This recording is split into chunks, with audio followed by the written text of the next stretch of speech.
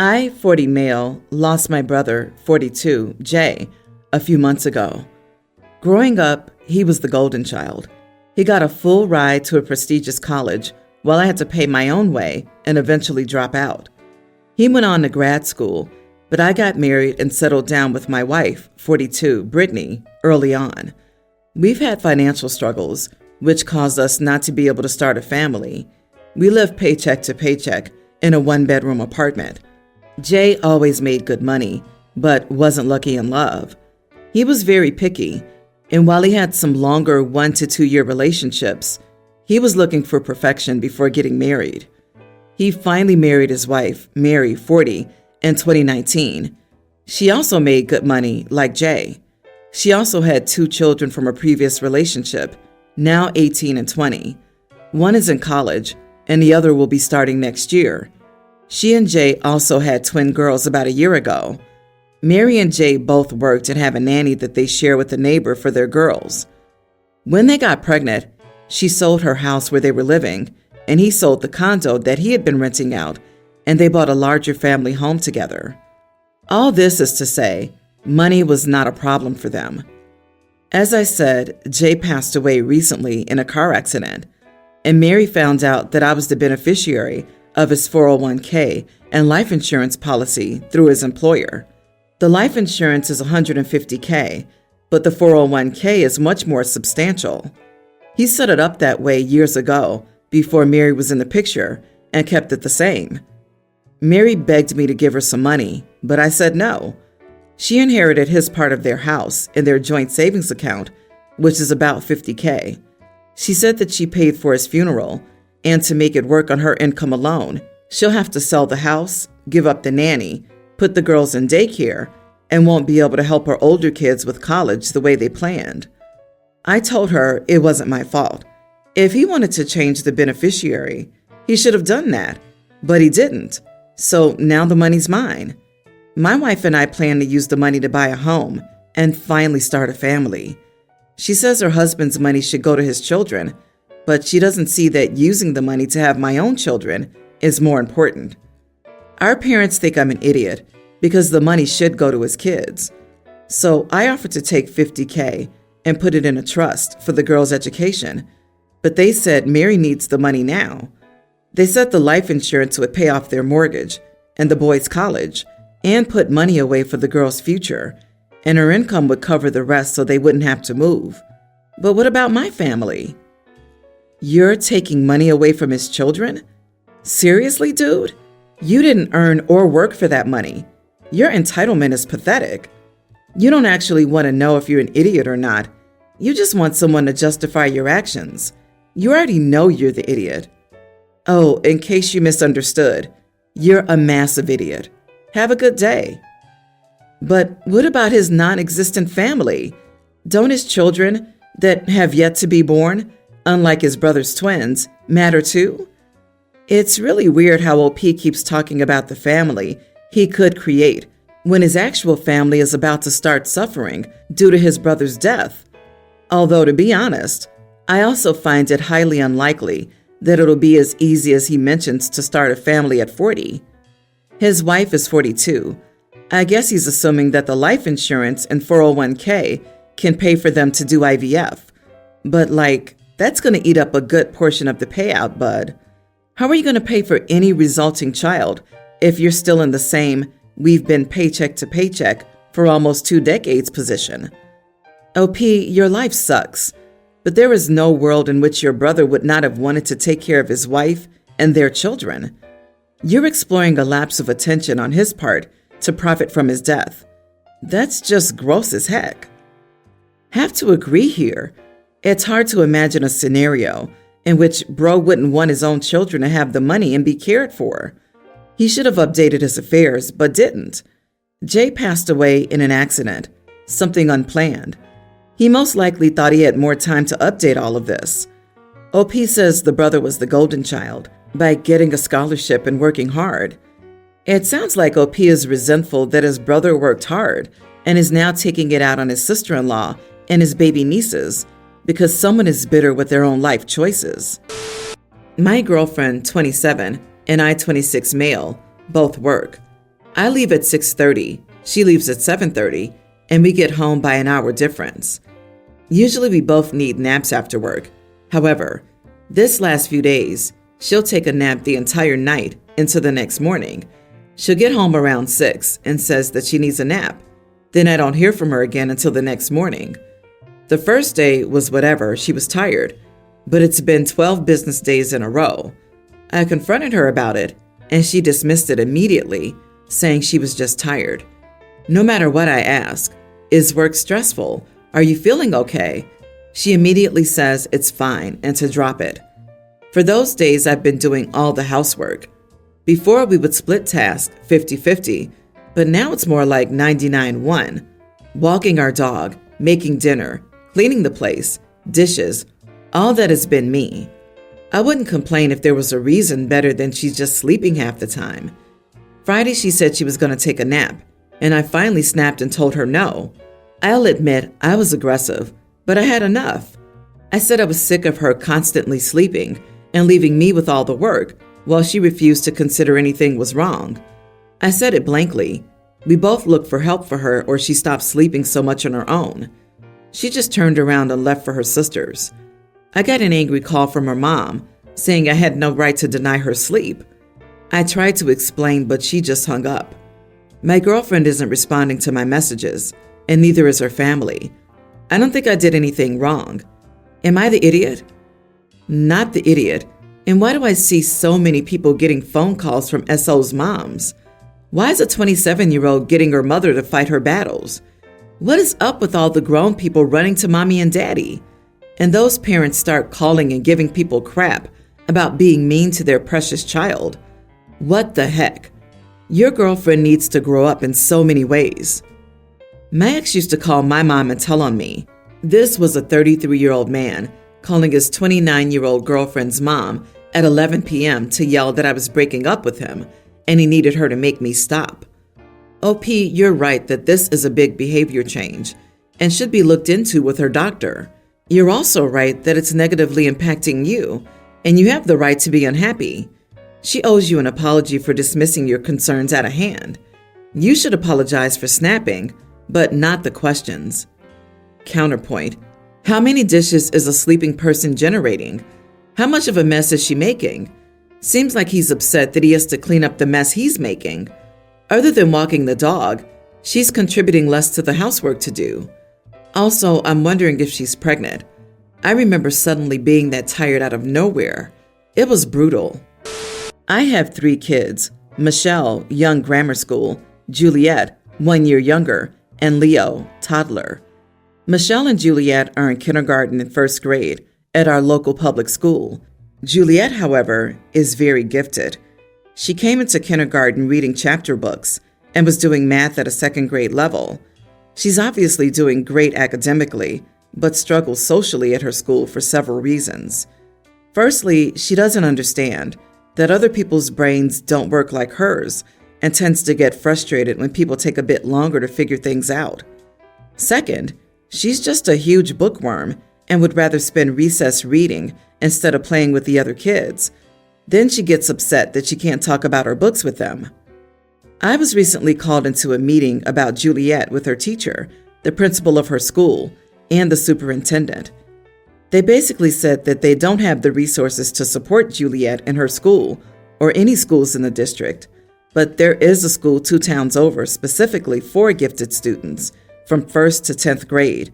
Then for 11th and 12th grade, they have a building at a community college, and she would be taking college courses for high school and college credit.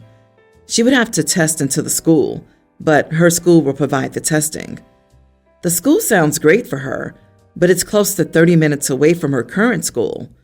It starts and ends 45 minutes later than her current school, so I'd still be able to get her and Michelle to school on time, but it would eat up at least 2 extra hours of my day, and I don't have that kind of time for school drop-off and pickup, nor do I have the patience to deal with a toddler in the car for 2 hours per day.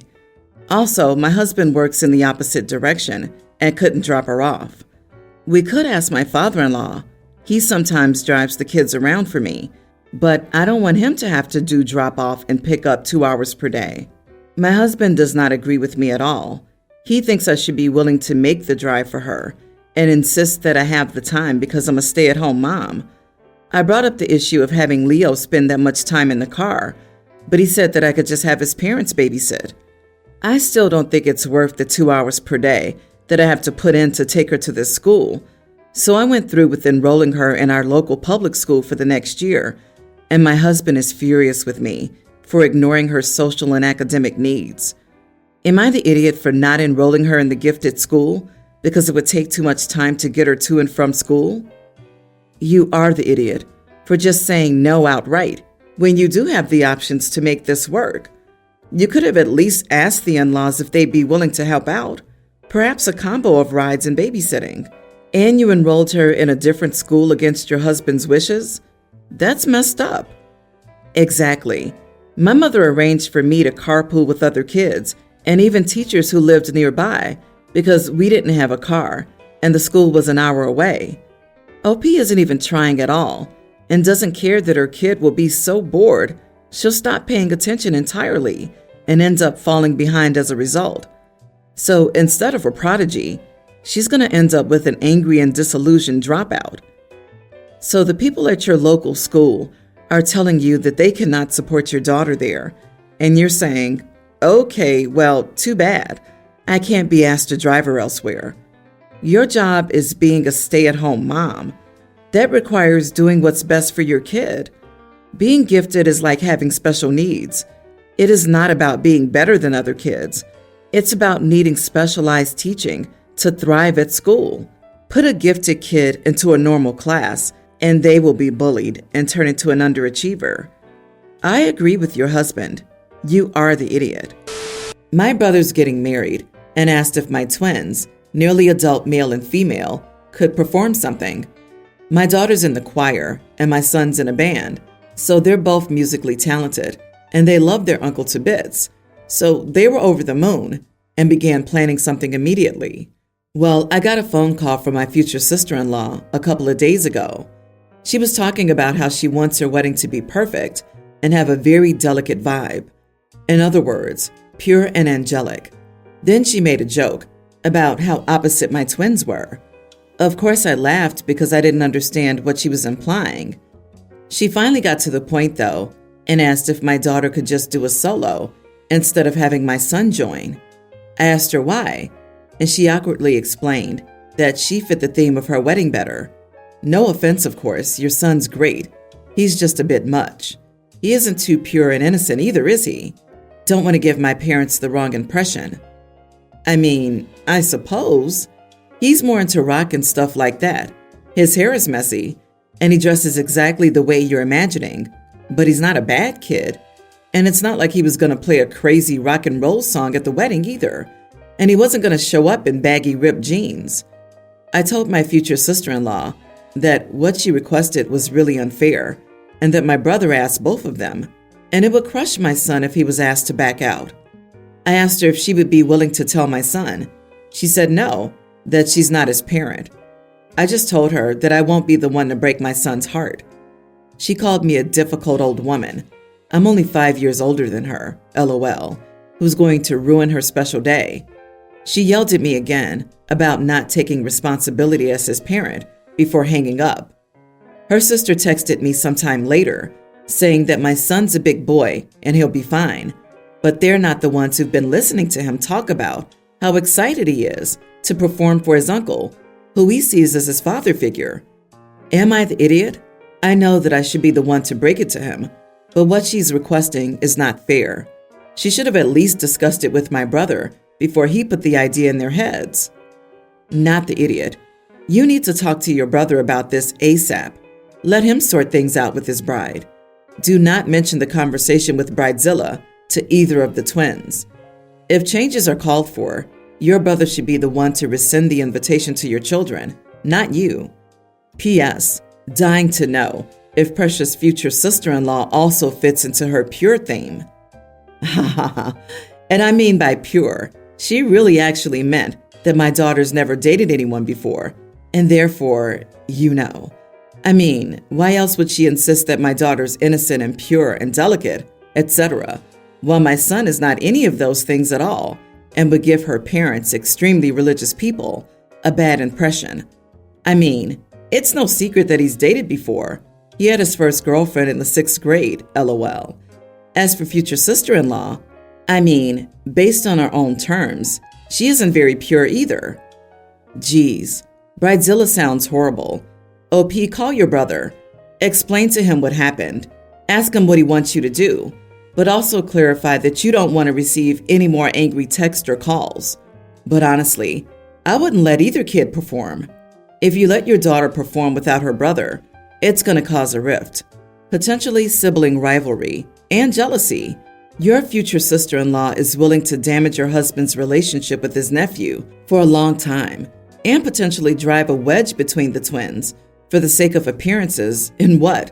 A 5-minute musical performance? She just won the Shallowest Idiot of the Week award. Even worse, she lacks the guts to tell the young man she wants to reject that he would tarnish the perfect image she's trying to project. Well, if it's any consolation, the next time your brother gets married, it won't be to someone so superficial.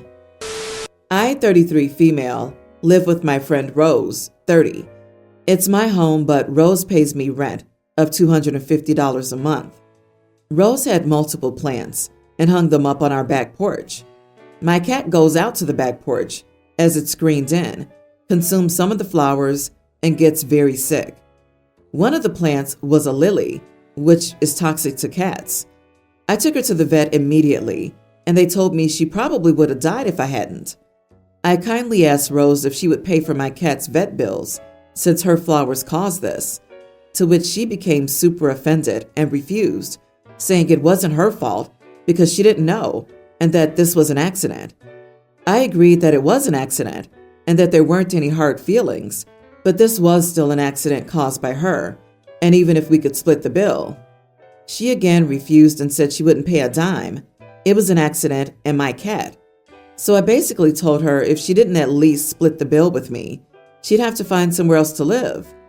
This caused a huge argument, and she said that that's completely unfair because she had nowhere to go and that it was an accident. I don't think it's unreasonable. I even agreed to split it. You are the idiot. You're the cat owner. Your responsibility was to verify that any plants your cat had access to were safe. If you had set a rule like, don't bring lilies into the home because they're toxic to cats, and your roommate broke it, that would be different.